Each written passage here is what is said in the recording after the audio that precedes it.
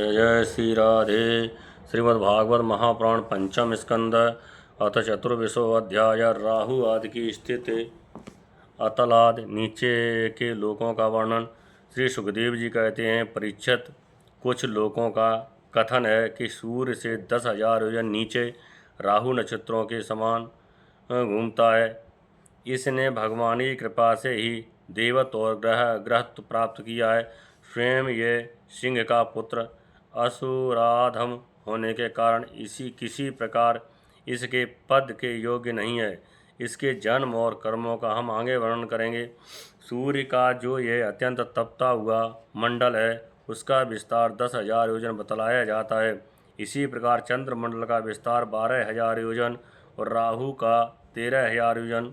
अमृतपान के समय राहु देवताओं के वेश में सूर्य और चंद्रमा के बीच में आकर बैठ गया था। उस समय सूर्य और चंद्रमा ने इसका भेद खोल दिया था। उस बैर को याद करके यह अमावस्या और पूर्णिमा के दिन उन पर आक्रमण करता है। यह देखकर भगवान ने सूर्य और चंद्रमा की रक्षा के लिए इन दोनों के पास अपने प्रिय आयुध सुदर्शन चक्र को नियुक्त कर दिया है। वह निरंतर घूमता रहता है, इसलिए राहु उसके असहाय तेज से उद्विग्न और चकित चित्त होकर मुहूर्त पात्र उनके सामने टिक कर फिर सहसा लौट आता है। उसके उतनी देर उनके सामने ठहरने को ही लोग ग्रहण कहते हैं। राहु से 10,000 योजन नीचे सिद्ध, चारण और विद्याधर आदि के स्थान हैं। उसके नीचे जहाँ तक वायु गति और बादल दिखाई देते हैं, अंतरिक्ष लोक है। ये यक्ष, राक्षस, पिशाच, प्रेत और भूतों का विहार स्थल है। उसके नीचे 100 योजन की दूरी पर यह पृथ्वी है। जहाँ तक हंस, गिद्ध, बाज, गरुड़ आदि प्रधान पक्षी उड़ सकते हैं, वहीं तक इसकी सीमा है। पृथ्वी के विस्तार और स्थिति आदि का वर्णन तो हो ही चुका है।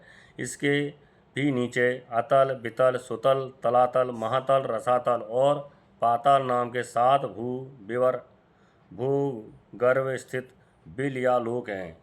ये एक के नीचे एक 10,000 योजन की दूरी पर स्थित हैं और इनमें से प्रत्येक की लंबाई चौड़ाई भी 10,000 योजन की है। ये भूमि के बिल भी एक प्रकार के स्वर्ग ही हैं। इनमें स्वर्ग से भी अधिक विषय भोग, ऐश्वर्य, आनंद, संतान सुख और धन संपत्ति है।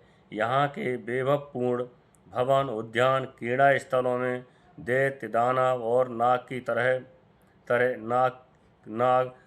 तरह की मायामयी क्रीड़ाएं करते हुए निवास करते हैं। वे सब गारहस्थ धर्म का पालन करने वाले हैं। उनके स्त्री, पुत्र, बंधु बांधव और सेवक लोग उनसे बड़ा प्रेम रखते हैं और सदा प्रसन्नचित रहते हैं। उनके भागों में बाधा डालने की इंद्र आदि में भी सामर्थ्य नहीं है। महाराज, इन बिलों में दानव की बनाई हुई अनेकों पुरियां शोभा से जगमगा रही हैं, जो अनेक जात की सुंदर सुंदर श्रेष्ठ मणियों से रचे हुए चित्र विचित्र भवन, परकोटे, नगर द्वार, सभा भवन, मंदिर, बड़े बड़े आंगन और ग्रहों से सुशोभित हैं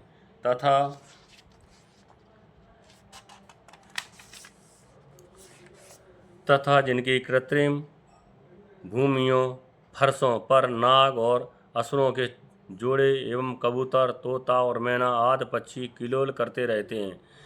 ऐसे पाताला अधिपतियों के भव्य भवन उन पुरियों की शोभा बढ़ाते हैं। वहाँ के बगीचे भी अपनी शोभा से देवलोक के उद्यानों की शोभा को मात कर देते हैं। उनमें अनेकों वृक्ष हैं, जिनकी सुंदर डालियाँ फल फूलों के गुच्छों और कोमल कोंपलों के भार से झुकी रहती हैं तथा जिन्हें तरह तरह की लताओं ने अपने अंग पास से बांध रखा है। वहाँ जो निर्मल जल से भरे हुए अनेकों जलाशय हैं, उनमें विविध विहंगों के जोड़े विलास करते रहते हैं। इन वृक्षों और जलाशयों की सुषमा से वे उद्यान बड़ी शोभा पा रहे हैं। उन जलाशयों में रहने वाली मछलियाँ जब खिलवाड़ करती हुई उछलती हैं, तब उनका जल हिल उठता है और साथ ही जल के ऊपर उगे हुए कमल, कुमुद, कुवलय, कहार, नील कमल, लाल कमल और शतपत्र कमल आदि के समुदाय भी हिलने लगते हैं। इन कमलों के वनों में रहने वाले पक्षी अविराम कीड़ा कौतुक करते हुए भांत भांत की बड़ी मीठी बोली बोलते रहते हैं, जिसे सुनकर मन इंद्रियों को बड़ा ही आह्लाद होता है। उस समय समस्त इंद्रियों में उत्सव सा छा जाता है। वहाँ सूर्य का प्रकाश नहीं जाता, इसलिए दिन रात आदि काल विभाग का भी कोई खटका नहीं देखा जाता।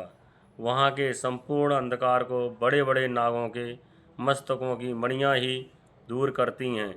इन लोगों के निवासी जन औषध, रस, रसायन, अन्न, पान और स्नान आदि का सेवन करते हैं। वे सभी पदार्थ दिव्य होते हैं।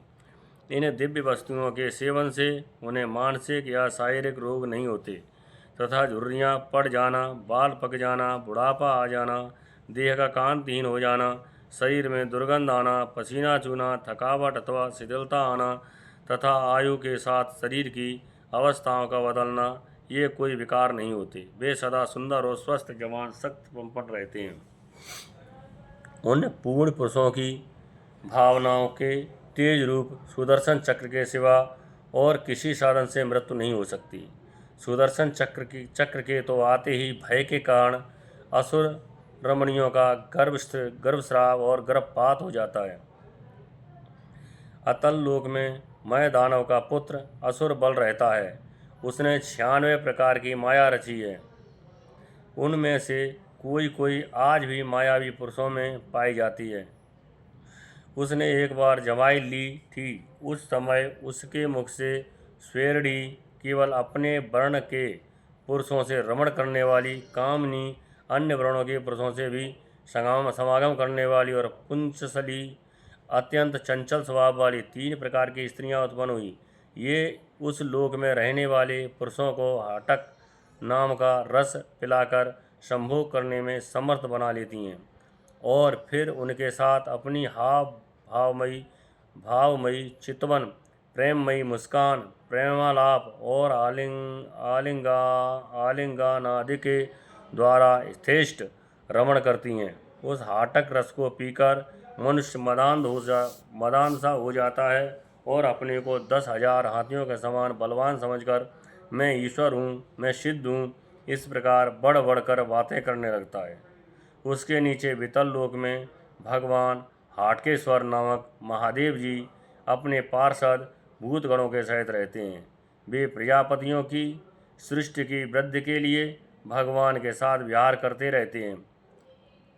उन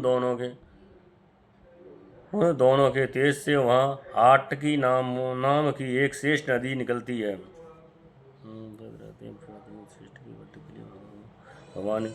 भवानी के साथ विहार करते रहते हैं। उन दोनों के तेज से वहाँ हाटकी नाम की एक शेष नदी निकलती है।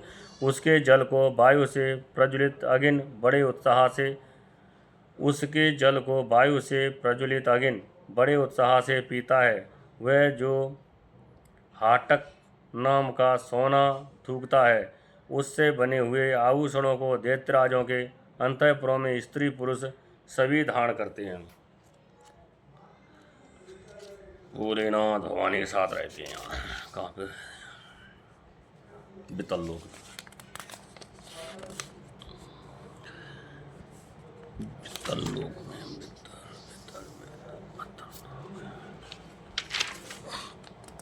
वितल के नीचे सुतल लोक है। उसमें महायशस्वी पवित्र कीर्ति रोचन पुत्र बलि रहते हैं। भगवान ने इंद्र का प्रिय करने के लिए आदि आदित्य के गर्भ से बटुवामन रूप में अवतीर्ण होकर उनसे 3 लोक छीन लिए थे। फिर भगवान की कृपा से ही उनका इस लोक में प्रवेश हुआ। यहाँ उन्हें जैसी उत्कृष्ट संपत्ति मिली हुई है, वैसी इंद्र आदि के पास भी नहीं है। अतः वे उन्हीं पूज्यतम प्रभु की अपने धर्माचरण द्वारा आराधना करते हुए यहाँ आज भी निर्भयतापूर्वक रहते हैं। राजन, संपूर्ण जीवों के नियंता एवं आत्मस्वरूप परमात्मा भगवान वासुदेव जैसे पूज्यतम पवित्रतम पात्र के आने पर उन्हें परम श्रद्धा और आदर के साथ स्थिर चित्त से दिए हुए भूमि दान का यही कोई मुख्य फल नहीं है कि बलि को सुतल लोक का ऐश्वर्य प्राप्त हो गया है। यह ऐश्वर्य तो अनित्य है, किंतु वह भूमिदान तो साक्षात मोक्ष का ही द्वार है। भगवान का तो छींकने, गिरने और फिसलने के सावे विवश होकर एक बार नाम लेने से भी मनुष्य सहसा कर्म बंधन को काट देता है, जबकि मुमुक्षु लोग इस कर्म बंधन को योग साधन आदि अन्य अनेकों उपायों का आश्रय लेने पर बड़े कष्ट कहीं काट पाते हैं।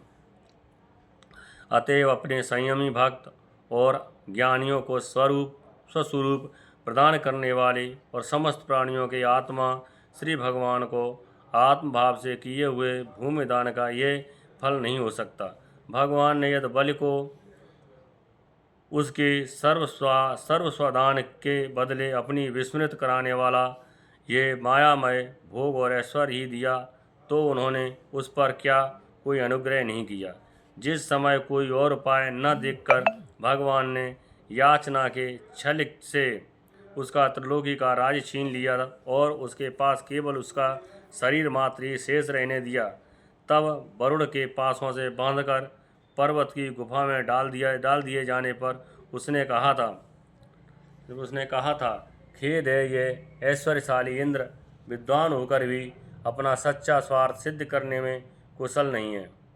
इतने संपद लेने के लिए अनन्य भाव से बृहस्पति जी को अपना मंत्री बनाया, फिर भी उनकी अवहेलना करके इसने श्री विष्णु भगवान से उनका दास्य न मांगकर उनके द्वारा मुझसे अपने लिए ये भोग ही मांगे। ये 3 लोग तो केवल एक मनवंतर तक ही रहते हैं, जो अनंत काल का एक अवयव मात्र हैं। भगवान के कैंकर के आगे भला इन तुच्छ भोगों का क्या मूल्य है। हमारे पितामह प्रहलाद जी ने भगवान के हाथों से अपने पिता हिरण्यकशिपु के मारे जाने पर प्रभु की सेवा का ही वर मांगा था। भगवान देना भी चाहते थे, तो भी उनसे दूर करने वाला समझकर उन्होंने अपने पिता का निष्कंटक राज्य लेना स्वीकार नहीं किया। वे बड़े महानुभाव थे। मुझ पर तो न भगवान की कृपा ही है और न मेरी वासनाएं ही शांत हुई हैं। फिर मेरे जैसा कौन पुरुष उनके पास पहुंचने का साहस कर सकता है। राजन, इस बल का चरित्र हम आगे 8वें स्कंद में विस्तार से कहेंगे। अपने भक्तों के प्रति भगवान का हृदय दया से भरा रहता है। इसी से अखिल जगत के परम पूजनीय गुरु भगवान नारायण हाथ में गदा लिए सुतल लोक में राजा बलि के द्वार पर सदा उपस्थित रहते हैं।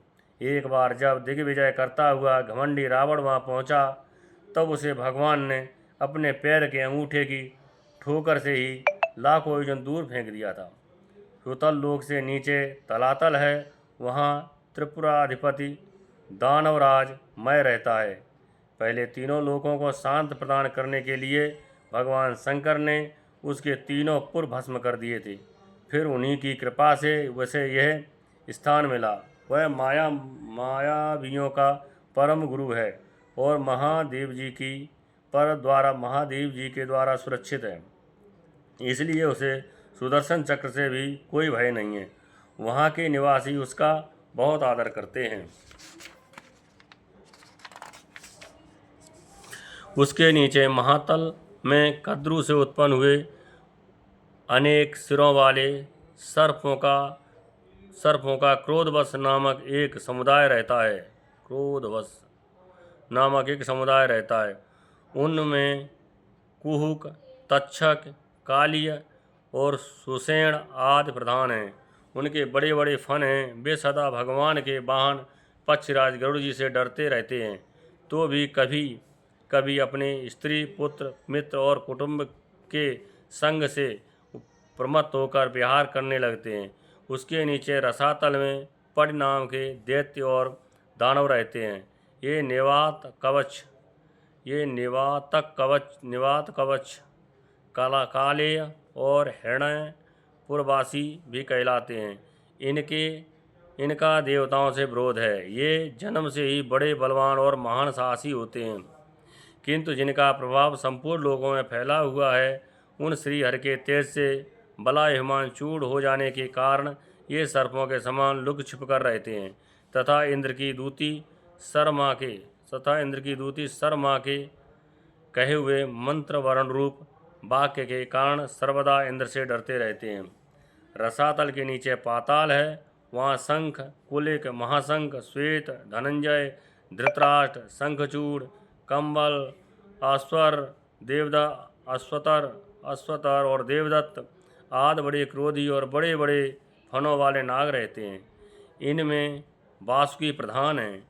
उनमें से किसी के 5, किसी के 7, किसी के 10, किसी के 100 और किसी के 1000 सिर हैं। उनके फनों की दमकती हुई मणियाँ अपने प्रकाश से पाताल लोक का सारा अंधकार नष्ट कर देती हैं। इति श्रीमद्भागवते महापुराणे पारमहंसायां संहितायां पंचम स्कंदे राहादिस्थल स्वर्ग मर्यादा निरूपणम नाम 4 अध्याय। जय जय श्री राधे।